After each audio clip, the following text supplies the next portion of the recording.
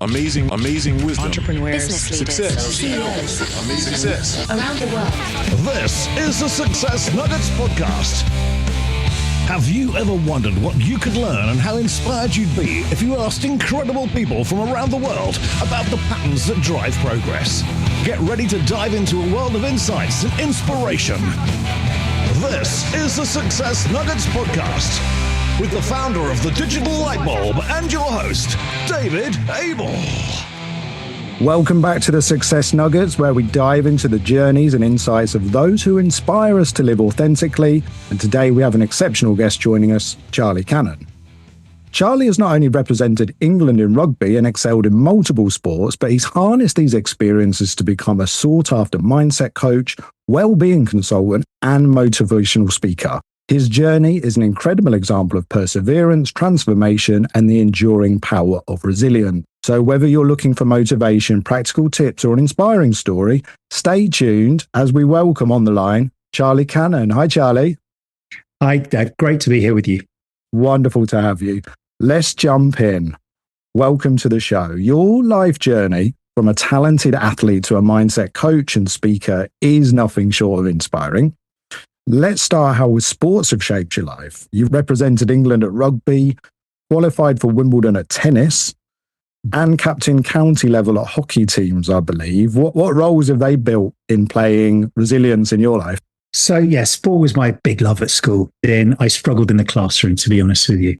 I'm passionate about it. And look, when you said playing rugby for England, it was at a schoolboy level. I just want to highlight that. Okay. But one of the things that I became aware of at a young age, even though I was very talented at sport and played at a very high level, I actually struggled to perform under pressure. I was quite sensitive to criticism. I didn't have a great attitude towards failure and wasn't great with feedback. So these were all signs of having more of actually a fixed mindset than a growth mindset. I relied a bit too heavily on my talent. Sport gave me huge amounts, but it was the first start where I started seeing how important resilience was for life. And then if we fast forward to the tennis thing, I didn't really take up tennis till about 10 years ago. I'm 48 now, but I wanted to play a sport that was incredibly psychologically demanding. And tennis is one of the most demanding sports. And the sports I played as a kid were team sports. Yep. And you can kind of hide psychologically in team sports. You cannot hide on a tennis court.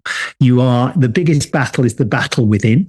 And I started to play very, very seriously that and compete at my level and end up captaining my county, which has been an amazing journey because it's taught me huge amounts around how to perform under pressure. And I can translate some of those things into the work I do with business leaders and teams. Did you purposely sort of set on tennis to build that skill, or was it something that came along the way? Yeah, so it was about building that skill. And also, we may get on to my adversity story, but I had a terrible car accident. I was very fortunate in that accident, but I damaged my hand seriously badly. They thought that I would never be able to play sport again. That's what the medical professionals say. And I believed that because I couldn't actually grip anything. And then I suppose it was about 15, 20 years ago, I picked up a tennis racket and I thought maybe I can do this double-handed both sides, which is obviously not the way most people play tennis. And I found I could do it. And I had a coach and he goes, well, you could be quite good at that. There are a few tennis players out there who do it that way. And that was the catalyst. An aspiring coach who saw in me, believed in me. And then, okay, so it also then informed my own adversity story. If I could then perform at a high level, being potentially physically impaired, that will fuel my own, what I would call post-traumatic growth. There's more. Running a marathon was a turning point for you. Yeah. Did that help you? That helped you find some purpose? Yeah. As well? So look, after I had this really tragic car accident, it took me a long time to make sense of what happened and to heal from it. Quite frankly, I was pretty damaged and traumatized, and the way that I coped was predominantly pretty unhealthy to begin with. It was more drink and drugs. But one of the catalysts for me finding my way out of the darkness was when my dad suggested that I ran a marathon. He knew I loved being physically fit because sport was my love at school. And the process of training for that marathon and running with someone else kind of reignited me to things that I loved as a kid. And then plus that, the person I trained for the marathon wanted to give up at 19 miles, which is the dreaded wall. If anyone's run the marathon, 19 miles is when you can hit the wall. And I was doing it in London, going over the cobbledy steps near the Tower of London. And I wouldn't let him give up. I was in his ear. I was just like, there's no way you are going to walk. You and I are going to cross that line together. Yeah. And then we did that together. And the feeling that I got from helping Ben cross the line was like, it was magical. It was amazing. And it was a moment where I went, that's how I want to make a living. I want to make a living having those types of experiences of feeling, of helping someone. And that was a catalyst of journey for me to kind of head into the health and fitness industry. Nelson Mandela said exercise was the savior of his soul. It certainly was one of the many saviors of my soul on my way back to recovery. Have you run any other marathons since? Yeah, I did one more where I trained a client, actually. So when I was a personal trainer, I ran with a client. Yeah, that's it. That's the only one. I have no aspirations to run any more marathons. Tennis is my thing. But look, again, if I relate it to resilience, there's something about physical challenges. I always promote that for people because it can push us into perseverance and endurance and test us and challenge us. Let's face it, life is continuously testing us and challenging us. So we might as well put some training in on a physical level to kind of give us a sense of proof that we can do it. I go swimming a lot, Charlie, and there's a woman in my club who's 76 who swims 81 lengths a day. Wow. And her secret was that she did 10 lengths one week because she had a bad knee. The next week she did 12, 14, and so on and so on. And I believe people put too much pressure under their physical health. I agree with that. Yeah. So one of my philosophies for change, well, it's not mine, but the one I speak about a lot is the compounding effect. Small, smart choices done consistently over time make a big difference. So I feel if we're going to make a change in any area, start small, be consistent, 80, 90% of the time. Perfection, it's just about progress. And for me, that feels a much more compassionate way to change, similar to, a wonderful story of the lady that swims at your club who just kind of incrementally improved over time. And then before you know it, she's doing 81 lengths. I think that's a really healthy way to look at change personally. It is. It's very cool. It's so measurable and other people just sit there going, I can't get past 5 lengths without putting those steps in. Moving on to some of the non-athletic stuff then, you've worked with some of the UK's top consultancies on mindset and resilience. Can you explain the concept of the inner game and how we now can perform under pressure? Yeah, so look, we're all playing an outer game in life, aren't we? I like to look at life as a bit like a game, to be honest with you. We're all playing a game. And I think to play this game of life, maybe it's, you're driven by success, ambition, maybe it's something in your career, maybe it's about your family. We're all playing a game that's important to us. And I think to be able to play that game well, that's important to us, we need to play the inner game well.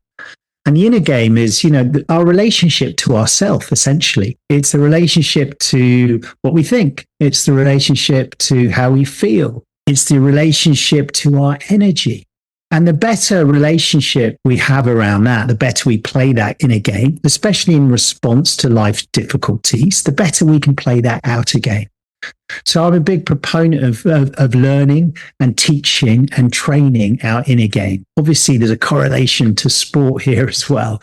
And all the great athletes in the world will tell you how important the inner game is to get their results in the outer game.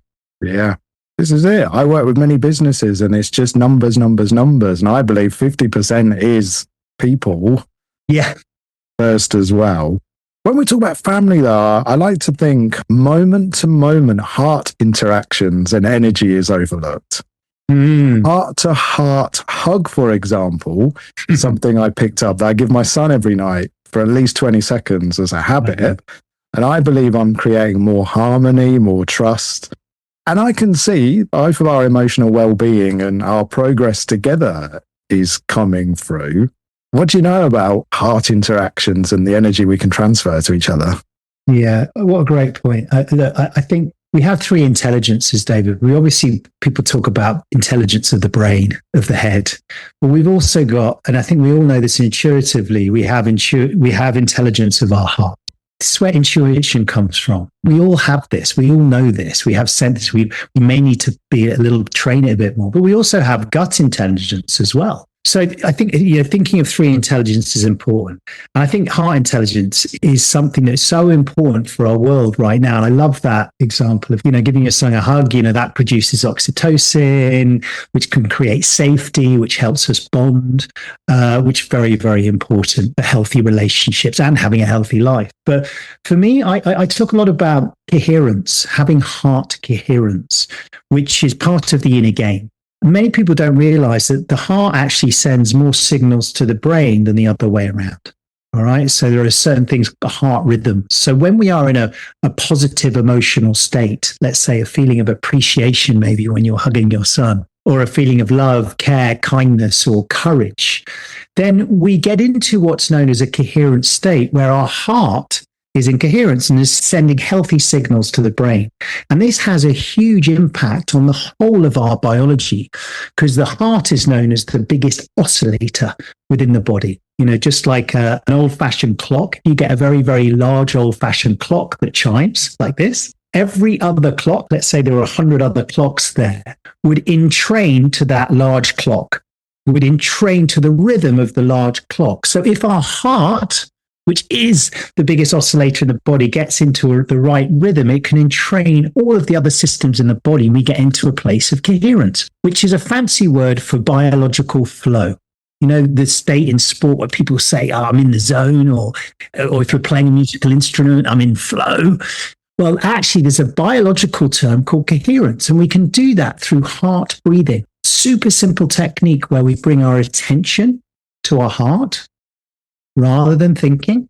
We first of all put our attention here, and we just come into our heart, and then we breathe 5 or 6 seconds in, 5 or 6 seconds out through the heart. Super simple. You can do it through your nose. You can do it through your mouth. The important thing is the rhythm. So if 4 seconds in, 4 seconds out is good, that is a perfect rhythm for you. The things that are important, that your attention is on your heart and you're breathing in a smooth way with the same amount of the in-breath, same amount of the out-breath. And that's the first start of becoming really coherent in our hearts. Oh, thank you for that. And for people who don't meditate, that sounds like something you can just do sitting at your desk or anywhere. To be honest with you, I think it's almost a better start than meditation. It can be quite terrifying for people suddenly to sit by themselves and realize what's going on in themselves. I'm a big fan of meditation. What does meditation mean? To become familiar with yourself. But mindfulness is not suited for everyone.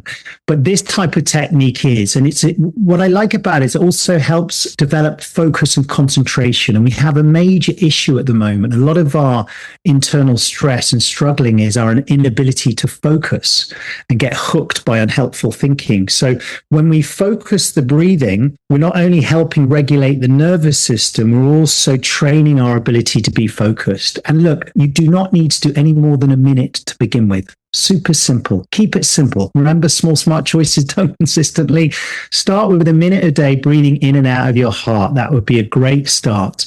And if you want to go look at the research of this, go look at heart math. I find it extremely fascinating how we send more signals from our heart to our brain on a daily basis. And again, it just underpins with a whole load more love in this world, you'll create more progress. Absolutely. And look, what also is fascinating about the heart, the electromagnetic waves of the heart can be measured many, many feet outside of the heart. So look, you're a business leader. I'm in business. So that this says how important it is for people who are leading teams to be in a coherent state, because they influence the people around them by their mental and emotional state. We know this intuitively. If you walk into a room and someone's really angry, you sense that straight away. But it's also the opposite. If someone is really calm and has a presence about them, then that calm presence, and if they're coherent, then has a ripple effect out to the other people who they're leading and influencing. And then we can get group coherence, which is when we have a team together working in alignment towards a purpose and goals. This is the dream. I have actually seen this in one company before in my life. Never replicated again. Maybe not heart-wise, but they were in perfect coherence. And that business times 5 in 5 years. Amazing. But you might, and you may find that it might be, and I think that's it's a point of fascination for me. I mean, it's hard to do on a cultural level, but maybe we can do it on an individual and team level. And anyway, an organization is just a group of teams, isn't it? Yeah. But if you get, the odd leader really taking responsibility for their mental and emotional state, and then also helping others take responsibility for theirs, I think it can be a big driver of not only well-being, we know this, in mental health, but also performance. Yeah. And they say people, planets, and profit as well. Yeah. Okay. Finally, Charlie, it's been brilliant having you on. What is your one golden nugget of wisdom that you'd like our listeners to take away? Okay, so my one golden nugget is, look, I think resilience is the skill of our times. Resilience is about being able to positively respond to adversity and withstand pressure. I think you would agree we all need this and we need to train it. So how do you do it? Well, resilience is a dynamic interaction between the resources that you have in life and the challenges you face. The more you have resources, the more that you can meet the inevitable challenges of life. It's up to you to go and find out what those resources are that help you. Is it physical resources like getting fit? Is it something to do with mental resources like mindset or mindfulness? Is it about other people and connection? Is it about the right environment? Is it nature? All of those are resources that enable us to have resilience. Excellent. This has been fantastic, Charlie. For our listeners who want to learn more or attend one of your sessions, where can they find you? On LinkedIn is probably the best bet, or on my website, charliecannon.com. Easy to remember, guys. Thanks for coming in again, Charlie. It's been brilliant having you here. Thank you. Loved it. Join David and his incredible guests next time on the Success Nuggets podcast. And to find out more, visit onegoldennugget.com. Thank you for listening.